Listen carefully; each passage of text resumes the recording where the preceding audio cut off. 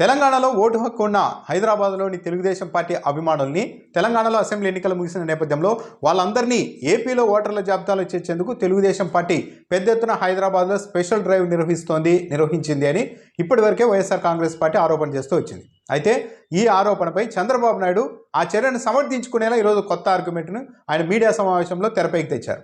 ఒకే రోజు అటు వైసీపీ తరఫున విజయసాయిరెడ్డి ఆధ్వర్యంలో, ఇటు తెలుగుదేశం పార్టీ తరఫున ఎంపీ కనకమేడల ఆధ్వర్యంలో కేంద్ర ఎన్నికల సంఘాన్ని కలిసి ఏపీలో జరుగుతున్న ఓటర్ల జాబితాల అవకతవకలపై రెండు పార్టీలు ఫిర్యాదు చేశాయి. తొలుత విజయసాయిరెడ్డి వాదన చూస్తే విజయసాయిరెడ్డి చెప్తున్నారు, తెలంగాణ అసెంబ్లీ ఎన్నికల్లో ఎవరైతే తెలుగుదేశం పార్టీ మద్దతుదారులు ఒక సామాజిక వర్గం వారికి చెందిన వారు ఉన్నారో వాళ్ళంతా అక్కడ తెలంగాణలో ఓటు వేశారు, అక్కడ ఎన్నికలు ముగిశాయి కాబట్టి ఇప్పుడు ఆ ఓటర్లందరినీ ఏపీలో చేర్పించేందుకు హైదరాబాద్లో తెలుగుదేశం పార్టీ బోర్డులు ఏర్పాటు చేసి మరి ఒక స్పెషల్ డ్రైవ్ను నిర్వహిస్తోంది. దీన్ని అడ్డుకోవాలి. దాదాపు 4,30,000 ఓట్లను ఈ మేర ఏపీకి మళ్లిస్తూ ఉన్నారు.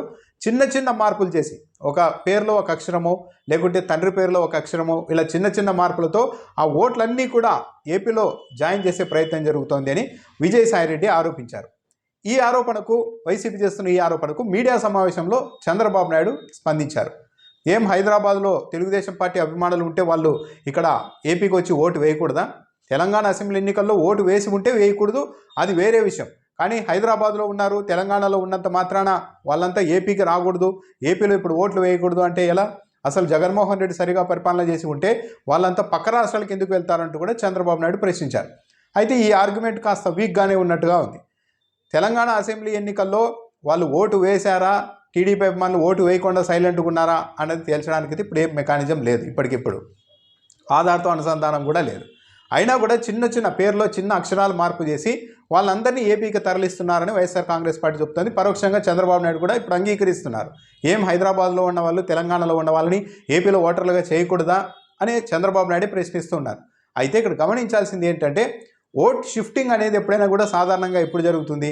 శాశ్వతంగా హైదరాబాద్లో నివాసం ఉన్న వాళ్ళు అక్కడ వదిలేసి ఏపీలో నివాసానికి వస్తూ ఉంటే, ఏపీలో స్థిర నివాసం ఏర్పాటు చేసుకుంటూ ఉంటే, అప్పుడు ఇక మేము తెలంగాణలో ఉండే వాళ్ళం ఇంతకాలము, ఇప్పుడు ఏపీకి షిఫ్ట్ అవుతున్నాం ఫ్యామిలీలు కాబట్టి ఇక్కడే ఉండబోతున్నాం, కాబట్టి ఇక్కడ ఓటు హక్కు ఇవ్వండి అని అడగాలి. కానీ తెలంగాణలో అసెంబ్లీ ఎన్నికలు అయిపోయే వరకు అక్కడ ఓటర్లుగా ఉండి, ఇప్పుడు ఏపీలో ఎన్నికలు వస్తున్నాయి కాబట్టి వాళ్ళు హైదరాబాద్లోనే ఉంటూనే ఏపీలో కూడా మేము ఓటేస్తాం అని అంటే, చంద్రబాబు నాయుడు ఆర్గ్యుమెంట్ను ఆమోదిస్తే, ఎన్నికల సంఘం అందుకు అనుమతిస్తే, ఇక మీకు చుట్టుపక్కల ఉన్న రాష్ట్రాలకు సంబంధించిన బౌండరీలో ఉన్న వాళ్ళందరూ కూడా ఇదే పని చేసినా ఆశ్చర్యం లేదు. ఇప్పుడు జస్ట్ ఏపీలో ఎన్నికలు వస్తున్నాయి కాబట్టి మేమంతా ఏపీకి ఓట్లు మార్చుకొని అక్కడ ఓటు వేస్తామంటే ఇది పరోక్షంగా అధికారికంగా ఒక రిగ్గింగ్ లాంటిది అని చెప్పాల్సి ఉంటుంది. ఏ పార్టీ ఎక్కువ మందిని ఇటువైపు రప్పించుకుంటే వాళ్ళు ఎక్కువ ఓట్లు వేయించుకోవడానికి అవకాశం ఉంటుంది. దానికి తోడు చంద్రబాబు నాయుడు వైసీపీ మీద చేసిన ఆరోపణ, పెద్ద ఎత్తున వైసీపీ వాళ్ళు ఫిర్యాదులు ఇస్తూ ఉన్నారు. ఓట్ల తొలగింపుకు, టీడీపీ అభిమానుల ఓట్ల తొలగింపుకు పెద్ద ఎత్తున ఫిర్యాదులు ఇస్తున్నారు. కానీ అలా ఫిర్యాదు చేసే వ్యక్తి బూత్ లెవెల్ ఏజెంట్ అయి ఉండాలి. అదే నియోజకవర్గంలో, అదే గ్రామానికి చెందిన బూత్ లెవెల్ ఏజెంట్ అయి ఉండాలి. కానీ వైసీపీ వాళ్ళు మాత్రం ఇష్టానికి ఫిర్యాదులు చేస్తున్నారని కూడా చంద్రబాబు నాయుడు ఆరోపించారు.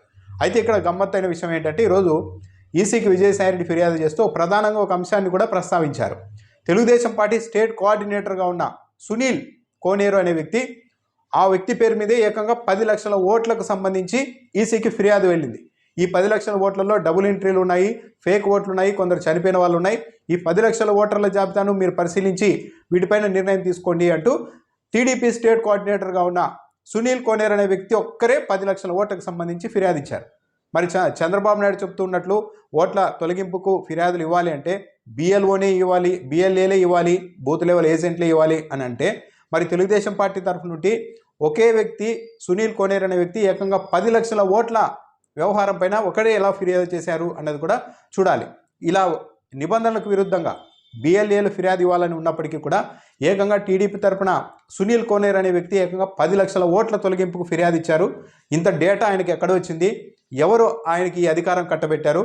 కాబట్టి ఆయన్ను లీగల్గా బుక్ చేయాలి అని విజయసాయిరెడ్డి కేంద్ర ఎన్నికల సంఘానికి కూడా ఫిర్యాదు చేశారు. సో తెలుగుదేశం పార్టీ చెబుతున్నదైతే కాస్త మాటలకి చేతలకి పొంతన ఉన్నట్టు కనిపించడం లేదు.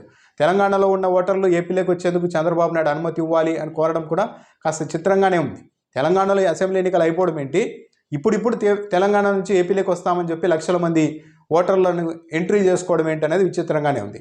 శాశ్వతంగా నివాసం మార్చుకోకుండా హైదరాబాద్లోనే ఉంటూ ఏపీలో ఎలక్షన్ల సమయంలో మాత్రమే వచ్చి మేము ఓటేస్తాం కాబట్టి మాకు ఓటు హక్కు కల్పించండి అంటే ఇక పక్క రాష్ట్రాల్లో ఉన్న వాళ్ళు కూడా అదే సిద్ధాంతాన్ని ముందుకు తెస్తే ఇక ఎన్నికల ప్రక్రియకు ఒక శాంటిటీ అన్నదైతే గల్లత్తయ్యే అవకాశం కూడా ఉంటుంది.